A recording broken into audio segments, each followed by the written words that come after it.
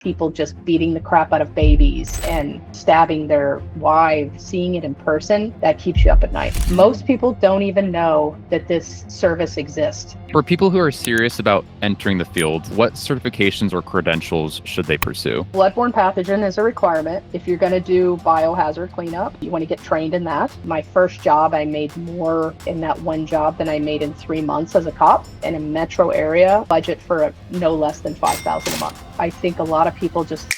Today, I have the privilege of speaking with Laura Spalding, founder of Spalding Decon and 20 years spent as a crime scene cleaner. Laura has millions of followers on social media where she showcases the brutal reality of what it's like being a professional cleaner in this industry. Today, we get to talk about the essential requirements needed to start a crime scene cleaning business, as well as some insightful perspectives on life, death, and the horrible things we do to each other as human beings. Hey, Laura, thank you so much for jumping on the call today. I really appreciate it. I'm excited to get to know thanks for having more me. about...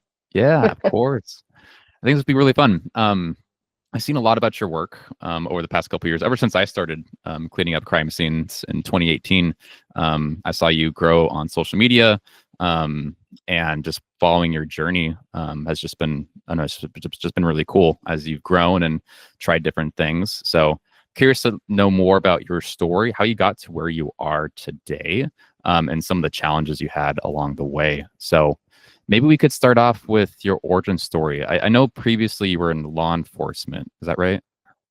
Yeah, that's correct. And then what was that moment for you that made you want to switch from law enforcement to crime scene cleanup? You know, it was really, I was just tired of being poor. Fair enough. I was an officer in the Midwest, and I started in 1998. Making $28,000 a year. And then 7 years later, I was only up to $42,000 a year. I had a roommate at the age of 30, and I was like, this is ridiculous. I know I can do better than this. And the department I was working for at the time was very top heavy. Too many chiefs, not enough Indians type thing, and everybody was stepping on each other's throats. You know, it was just, it was not a good environment. So I was like, this is my opportunity to find something else, and I just did a ton of research. And working a homicide one night, somebody asked me if when we were coming back to clean it up, and I did not know the answer. I had never been asked that before, ironically, after 7 years. So I kind of went on this fact-finding mission and asking everybody I knew in the department, and nobody knew the answer. And this was back in 2005. Dang. So Yeah. that's when the company was born. Well, it sounds like you really saw like a need for it. Someone literally asked you like, hey, who's going to take care of this? And you're like, Yes. No, maybe I'll Yeah. take care of it. Yeah. So yeah. I had no that's idea.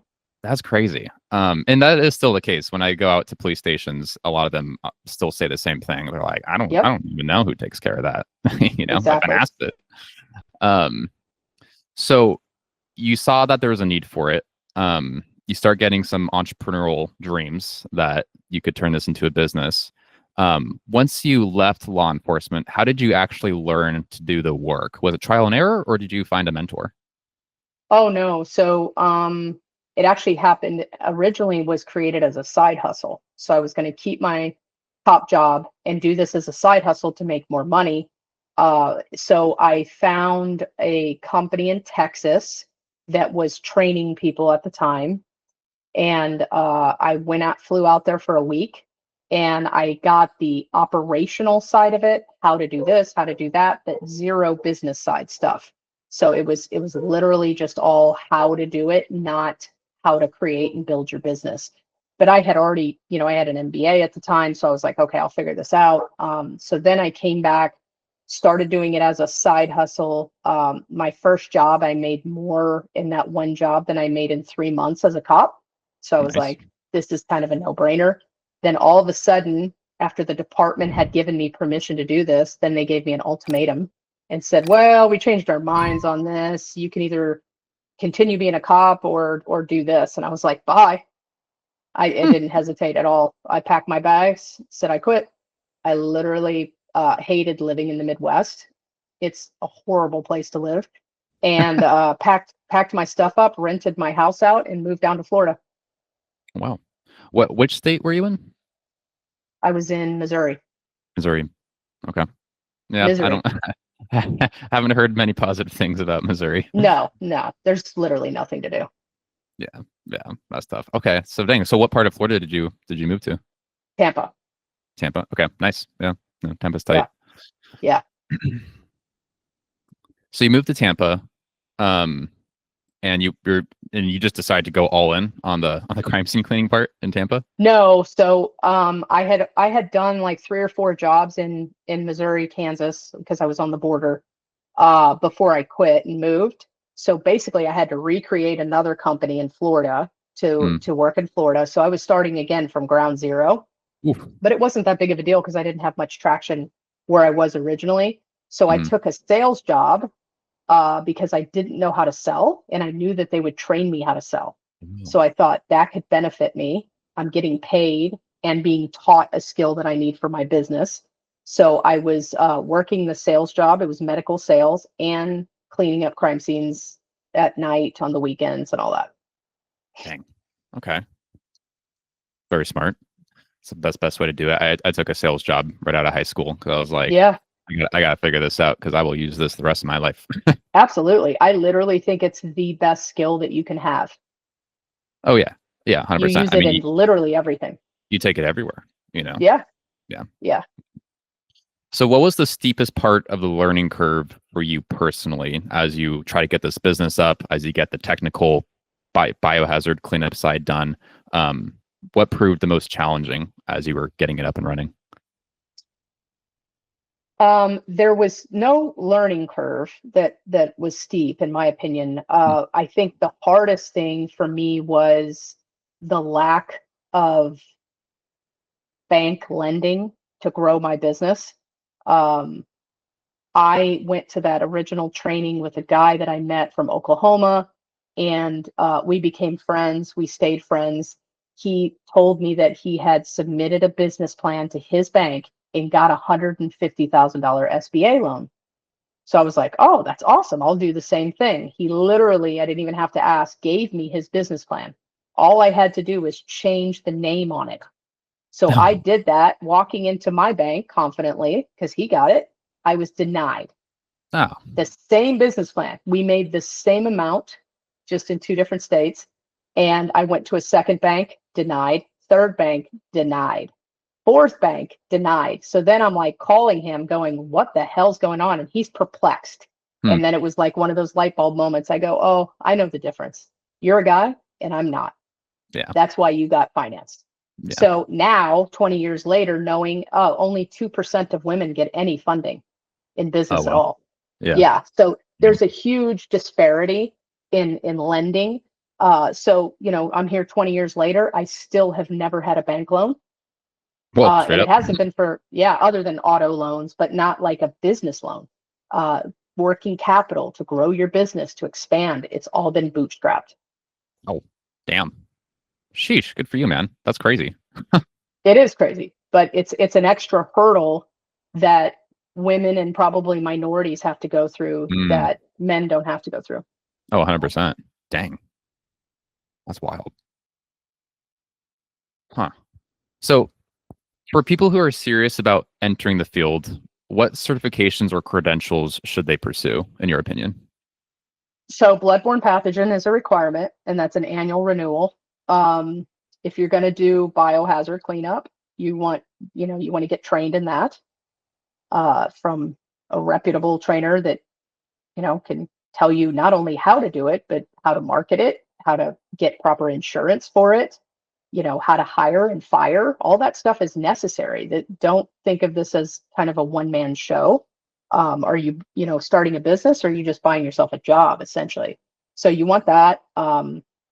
If you're going to do meth labs, I would recommend a 40-hour HAZWOPER plus some additional meth lab training.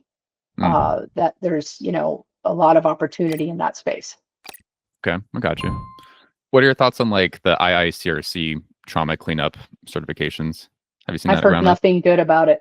I've heard Yeah. nothing good. I've heard it's all basically a regurgitation of OSHA science crap, nothing tangible.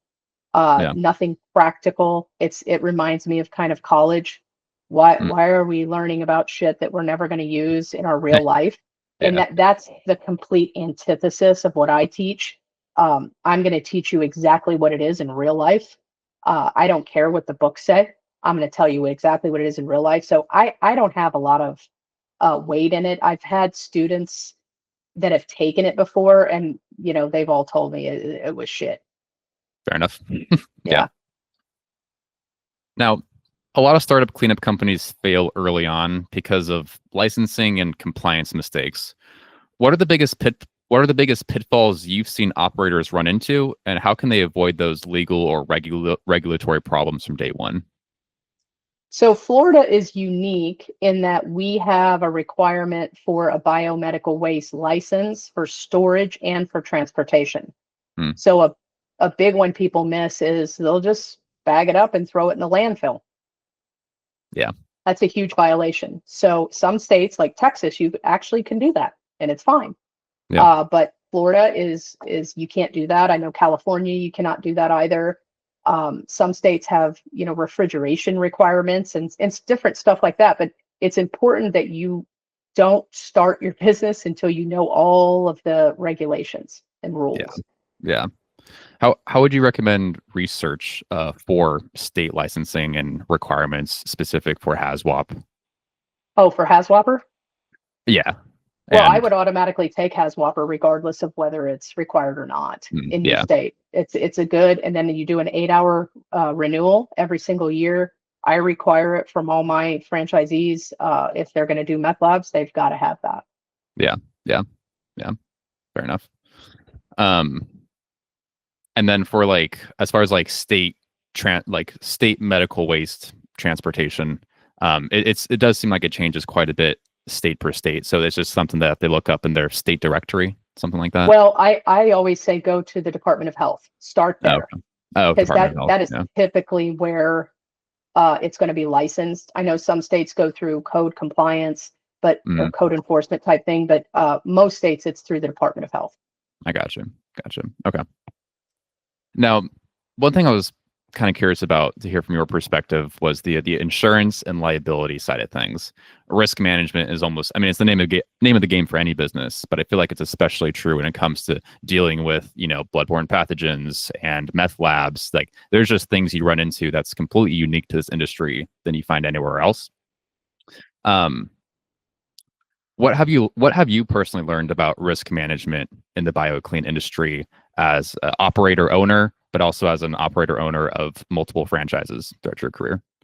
So I think having great training and SOPs is crucial to preventing injuries. And we provide bonuses, quarterly bonuses if for no injuries. And knock on wood, 20 years, I think I've only had 2 injuries and none of them were job related. They were like walking to the van, twisting an ankle. One was somebody was weed eating and it got in her eye, like a piece of grass. So nothing to do with the job. So we've never had an exposure, so to speak. Okay. Which thank God. But those were really the only 2 worker comp that we've had. Really? Oh wow. Good for you, man. I was honestly preparing for the worst. Yeah, we're super probably overly anal about safety and stuff. Yeah. Those freak accidents can just happen. Oh yeah, they can absolutely. Even if you're doing everything right, shit happens, Yeah. Okay, cool. So standard operating procedures, absolutely critical if you want to not spend millions of dollars in insurance. Yep, exactly. Nice. Now, marketing trauma cleanup as a service, you get your website up, you get your business all set up, you've got you did the training, you know how to do it, you've got the community, you're ready to rock and roll, right? Getting the top of funnel is not the simplest thing in the world when it comes to emergency services like this. It's sort of like, oh no, this just happened, I need a solution now, and I've never even heard. A lot of people have never even heard of this as a service. Exactly. To be honest, yep. So, when people are in crisis, how do you how are you getting in touch with people who are in that moment of crisis? And how has your approach to building trust and relationships with them evolved over the years? So people usually get in touch with us when they're in crisis. Right. And that is a result from a lot of organic outreach. I think a lot of people just throw money at Google and sit by the phone and wait for it to ring. Yeah. And if you want to do that, I mean, you're putting your hands, you're really your business in an algorithm's hands that could change next week. So I never trust that. I'm not saying don't advertise online. Of course you want to do that, but there has to be a substantial organic outreach, to your targets of whoever you're wanting. And then you've got to get some automations going that can do it while you're sleeping in spite of you. It's working behind the scenes for you. Yeah.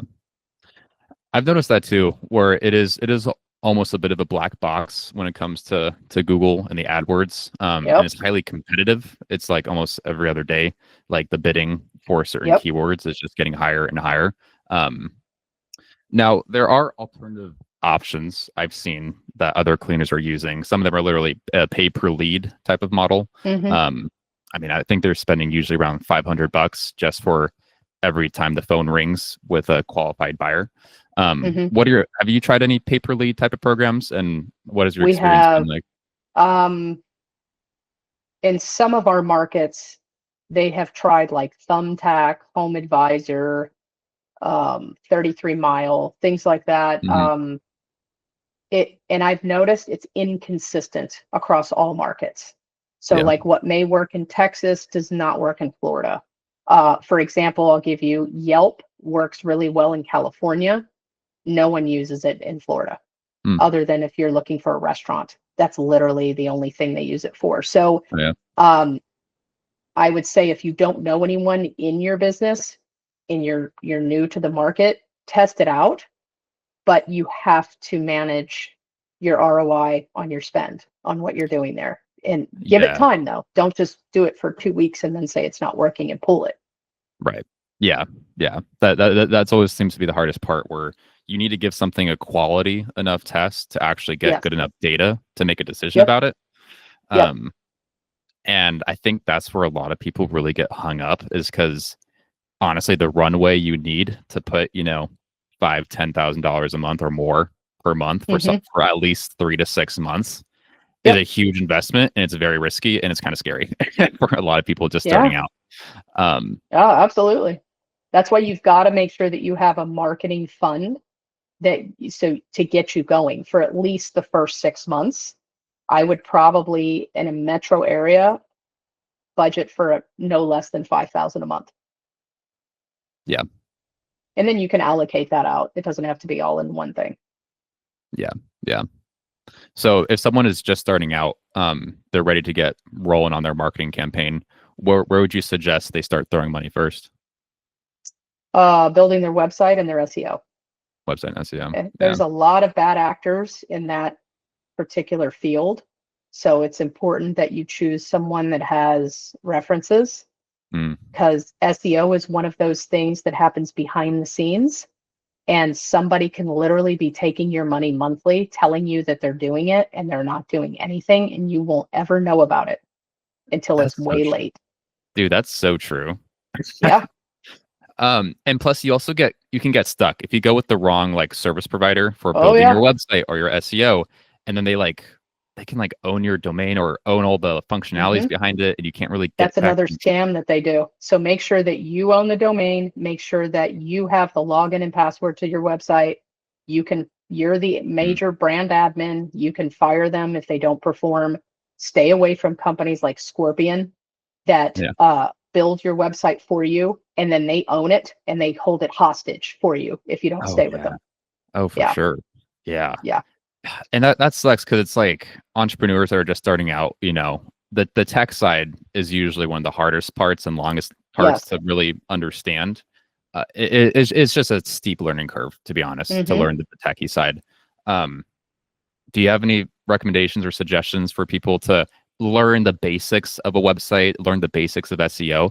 Because honestly, in my opinion, I think before you go and hire someone to do something, you should at least know how to do it a little bit yourself, if you need to Well, change I anything. think, I know enough to be dangerous, but the problem is you don't want someone starting their business getting in the weeds, trying to be the sales rep, trying to be the HR person, trying to be the AdWords and the SEO. You're diluting yourself. And whenever you do that, you're not focused on your highest and best use. Mm. So I would recommend that you get somebody, a person or a company. I personally don't like agencies. I would I would rather hire an individual off Upwork that has great reviews as Yeah. opposed to an agency that's going to spend 10 minutes a week on your website. Yeah. Actually, get to I've know the gone person. through a lot of them over the years. Oh, yeah. I mean, I probably, I think out of 20 years, I've gone through 17 companies. Straight up. For like website SEO stuff. Well, that and coupled with paid leads. Yeah. Paid leads. Interesting. So, because I track everything. So if you're not performing, I'm going to know it. And you should have an audit log on your website so you can tell how long they were in there and when they were in there, if they were in there. If they were in Yeah. there, yeah, they're going to bill If you they for all were these even in there. hours. Right. Exactly. Exactly. What did you do? Honestly, Fire that's 'em. I fire them immediately. Yeah. Yeah. No, yeah, I got billed like for like this guy charged me like 40 hours of work, and I went in and he did nothing, and I'm like, all right, Yeah. well, there goes that contract. Yeah. Yeah. Exactly. There's a lot of shysters in that industry. It really is. Yeah. Yeah. And you got to be on top of it, and you got to track it, and you got to measure it. Have And to track it. I think holding people accountable is like kind of one of those uncomfortable things a lot of business owners got to find themselves into at someday. And they don't want to be mean, they don't want to be like pushy, but it's like, it's your business, you're paying money. You're like, you have to do that, Yeah, absolutely. Yeah. Interesting.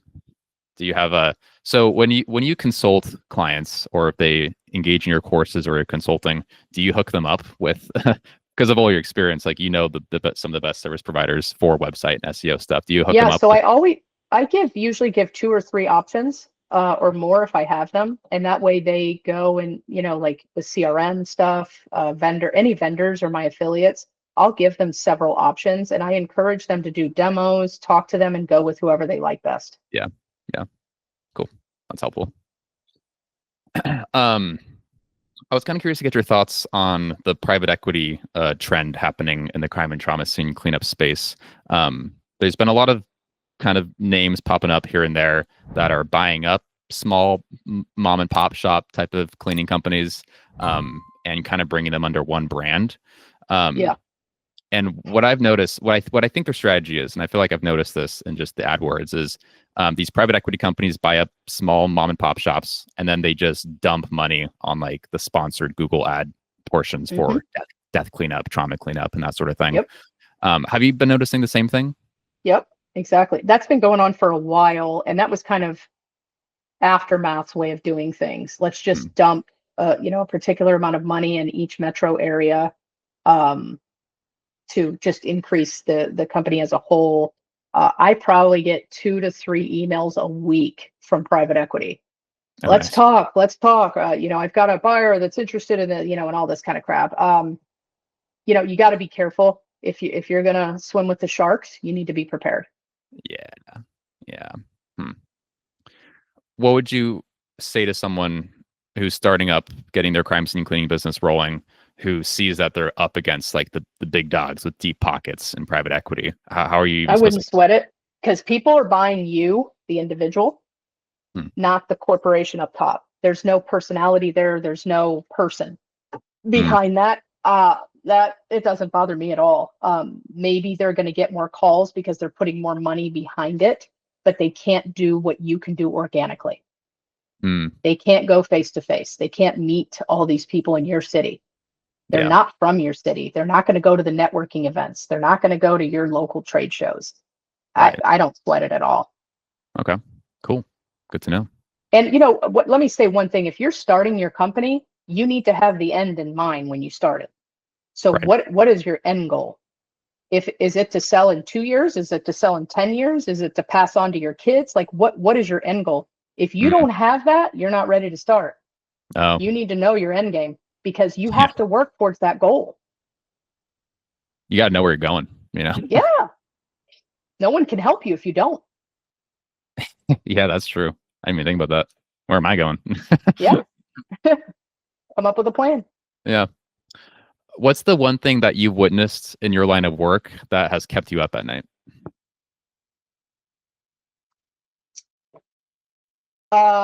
In my line of work, probably the cruelty of humanity.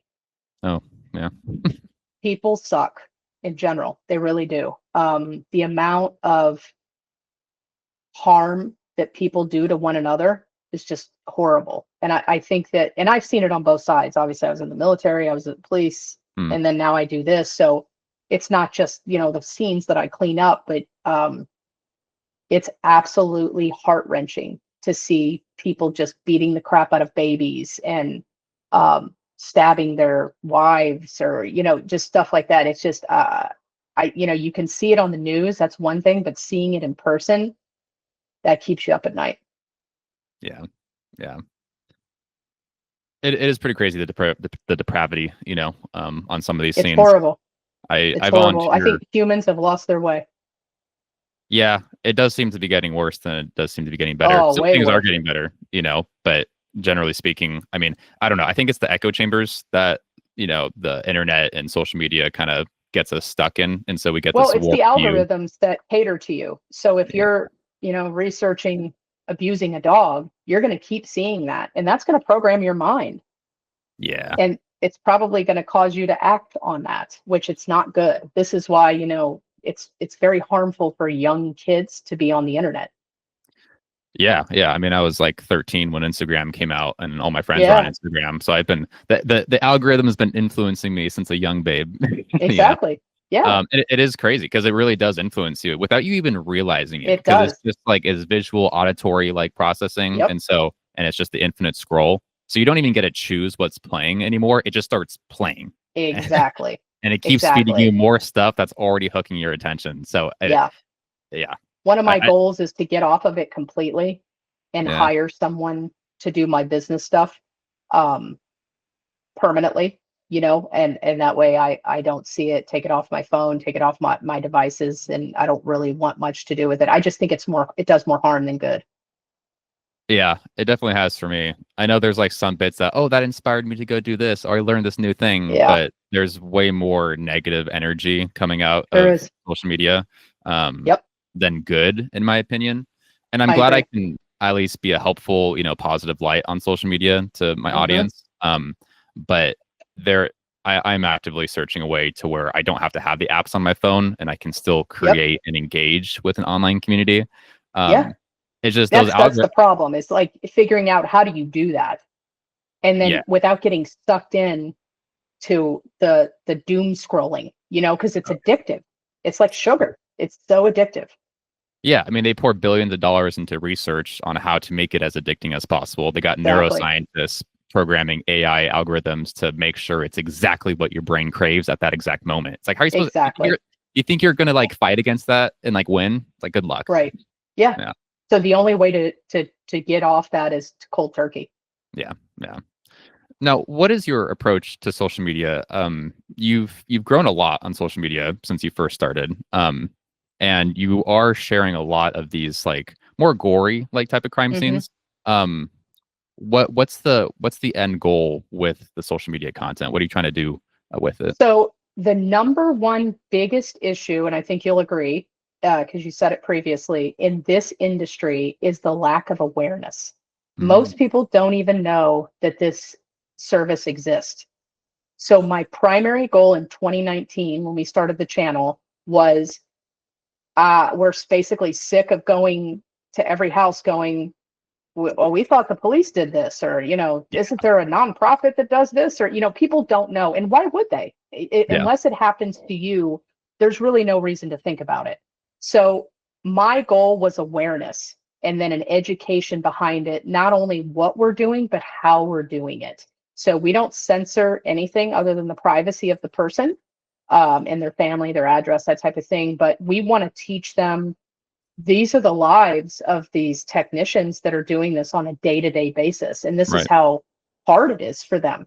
And I did not expect the response that we got. It was overwhelming. Like, the channel blew up so quickly, and Yeah. we've gotten, the ROI was exponential on it. So it's been fabulous. So we've definitely slowed down. We no longer have a in-house videographer.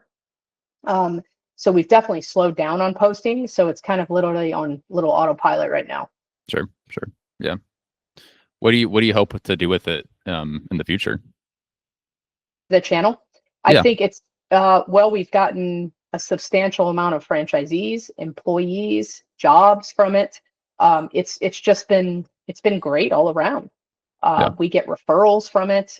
People have reached out in other areas for partnership type thing. I think we met through social media, so Yeah. it does have some benefits to it when used like that. Sure.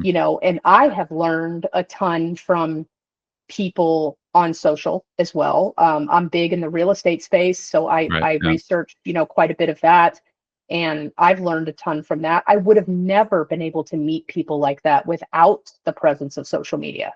Yeah. That's true. Honestly, some of my most clutch connections have literally come from just DMing someone on Instagram. Exactly. Like, hey, are you going to be at this event? All right, so I'll see you there. Yeah, exactly. Yeah. Yeah. That's pretty great. Okay, so Laura, I want to ask you this question. You've been in Sure. the death industry for a long ass time. Hmm. You've seen a lot of horrible things. Yep. You've seen a lot of death. You've seen a lot of brutal ways of people dying. What do you think happens after we die? This is probably going to be a very unpopular answer. I get asked this quite a bit. I believe when you die, you're dead. That's it. It's done. Nice. That was your time. I am not religious. I'm actually atheist. I don't believe that there's anything else after you're dead. I've never felt anything. I get asked that a lot around deceased, like when we're cleaning up. Nothing like that at all. I just, I think people want to believe, they want to have that faith that there's something else beyond Earth or beyond this life, but that there's no evidence to that. And of course, we wouldn't know if there was anyway. So Yeah. that's just my opinion for whatever it's worth. I don't know. I've seen tons of death, and there's just no evidence of anything further than that. For sure. Now, earlier in the podcast, you were talking about one of the things that keeps you up at night is just all the ways people can be horrible to each other. Mm-hmm. And so there is the common human decency. Some people call it the law of human nature. There's a certain way people ought to behave or be. They know what's definitely wrong. Generally speaking, the vast majority of people know that that's wrong, and this is generally right. Right. What do you think about that standard, and how do you think that standard? I think it's cultural specific. So what we feel in America is wrong is covering up a woman head to toe, but that is completely normal in the Middle East. Right. So I think it all depends on where you live, how you grew up, because one of the greatest books that I've read was by Malcolm Gladwell. It's called Talking to Strangers, and it was basically put into a much more eloquent way than what I'm saying. But essentially, it's our upbringing and where we live, not only who our parents are. Everything affects the way that we react, the way we think, the way we believe. Whether it's a complete contrast to your parents or you are in agreement, you follow it in their footsteps. It depends on how you reacted to that, but that gauges your opinions on everything, right? Everyone has really strong opinions about politics lately. And is that because your parents had strong opinions or your parents taught you to feel that way? And I remember when my son came home, he's only 8, and his grandparents had made hateful comments about our president, and he made hateful comments about the president. So he doesn't know anything about politics. He's regurgitating it. Right. So he heard that from his grandparents. So now he's going to continue on thinking that. I am of the belief that you should think independently, regardless of who your parents were, how you were brought up, from your own experiences. So I wasn't too happy about that. Not that I agree with it, but he should be able to think independently when he's of that age. Yeah, no, definitely. I think you need that independence and to be able to think for yourself and decide Yeah. what's important to me. What do I believe in? Right. Instead Right. of just, this is just the way I was raised. That's how it's always been, you know? Right. No. Right. All right. Now, as we're kind of coming up to the end of the show here, you've been in this industry for a long time. You've had a very successful career. You've seen way more than most anyone sees in their entire life. As you kind of reflect on your career, you know, in the military and law enforcement and in the crime and trauma scene cleanup space, a totally new, kind of radically different type of industry that's emerged over the past decade. When you think about coming up to the end, how do you wish to be remembered from the work you've done? Again, probably not a popular answer, but I don't care. I really don't. Nice. Yeah. I'll be. I could care less. What happens when I'm dead? You know, how people think of me. I've never been big on the opinions of other people on myself. It's just, you know, if you're if you're living for that, you're going to be a very depressed person very quickly. Fair enough.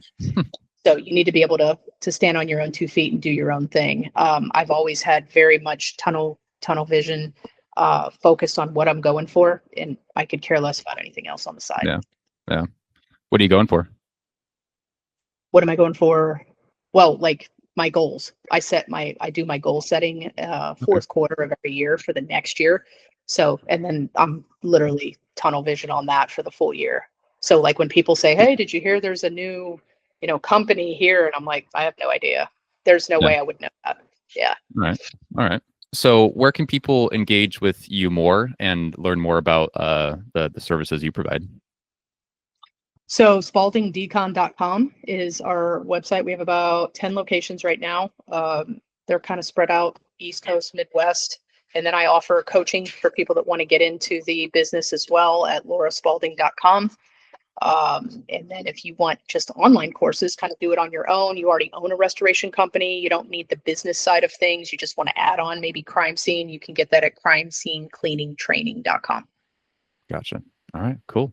Any last closing thoughts for the audience as we wrap up here? No, thank you for the opportunity. I appreciate it. I love talking about this business. I feel like I've aged while I've been in this business for sure. It takes life out of you. Unfortunately, but you're also giving a lot of life back to the survivors out there. So thank you for doing what you've done throughout your career, and I wish you the best success going forward.